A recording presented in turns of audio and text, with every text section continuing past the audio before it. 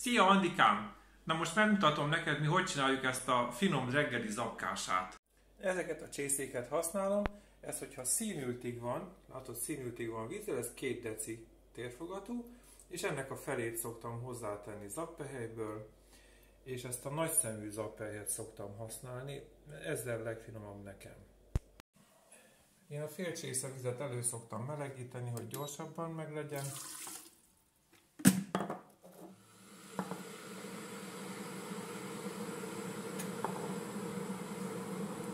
Bekapcsolom a tűzhelyet.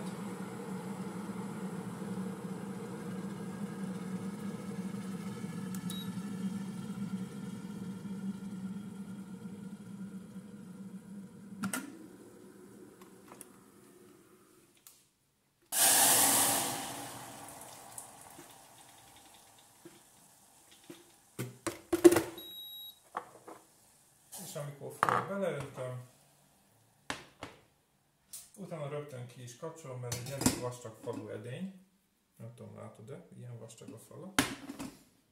És akkor ez így meg is tartja a hőt. Andikám, letelt a 15 perc, megpuhult a zabos. Így néz ki. Annyi a teendőnk, hozzátesszük a banánt. Tehát a zapkását nem főztem, egyszerűen a forró vizet ráöntöttem, és ki is kapcsoltam a főzőt, és amennyi meleg volt ebben a főzőedényben, az úgy tartotta.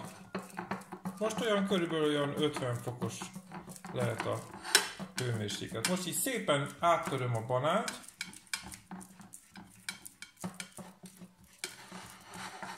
villával csak úgy megtörjük.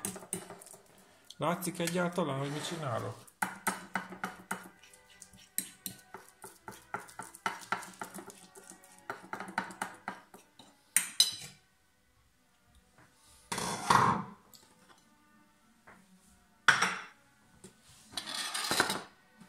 Beletesszük a banánt a zapkásába.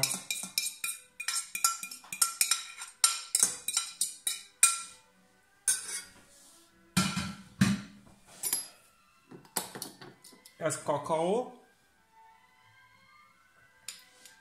2 tejáskanál kakaót szoktam hozzátenni, olyan púpozottan, mert én szeretem, hogyha kakaós, és szeretem a fahéjat, ezért 1 tejáskanál, hát azt inkább már csapott felé, 1 csapott tevőkanál, vagy tejáskanál fahéjat teszek bele, összekeverem, és kész a reggeli, és nagyon finom egészségedre. Egyébként, nézd meg milyen pólóba főztem, látod? Nem tudom, látszik-e?